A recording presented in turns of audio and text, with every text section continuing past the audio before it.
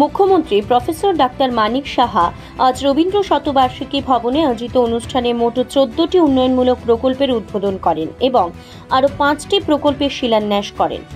এর মধ্যে রয়েছে 100 আসন বিশিষ্ট কর্মজীবী মহিলাদের হোস্টেল এবং ডায়েটের জন্য 50 আসন বিশিষ্ট হোস্টেল, যার উদ্বোধন মুখ্যমন্ত্রী ভার্চুয়াল মাধ্যমে সম্পন্ন করেন। অনুষ্ঠানে বক্তব্য রাখতে গিয়ে মুখ্যমন্ত্রী বলেন, বর্তমান সরকার রাজ্যের অবকাঠামোগত উন্নয়নে বিশেষ গুরুত্ব দিচ্ছে।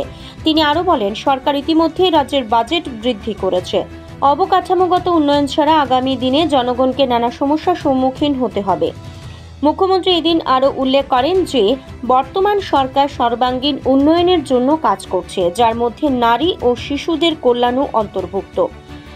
অনুষ্ঠানে সমাজ কল্যাণ ও সমাজ শিক্ষা দপ্তরের মন্ত্রী টিঙ্কু রায়, সচিব তাপস রায়, ডিরেক্টর তপন কুমার দাস এবং অন্যান্য গণ্যমান্য ব্যক্তিবর্গ উপস্থিত ছিলেন।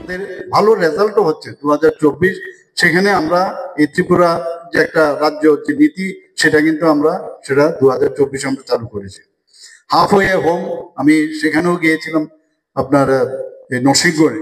সেখানে মানসিক যারা অসুস্থতায় যারা আক্রান্ত তাদের জন্য হাফওয়ে হোমস, অর্থাৎ যারা সুস্থ হয়েছেন অথচ বাড়িতে যেতে পারছেন না, তাদের জন্য এখানে একটা হাফওয়ে হোম রাখা হয়েছে, অর্থাৎ 50 শয্য বিশিষ্ট 25 জন মহিলা এবং 25 জন পুরুষ, এবং সেটা 2023-24 থেকে কিন্তু চালু আছে। আমার ইচ্ছা আছে আরো সেটাকে যাতে এই ডিপার্টমেন্টের মাধ্যমে আরো যাতে বাড়ানো যায়, কারণ আমি ওখানে যা শুনলাম সেখানে আরো বেশি প্রয়োজন, অনেক মানুষ সেখানে থাকতে চায়।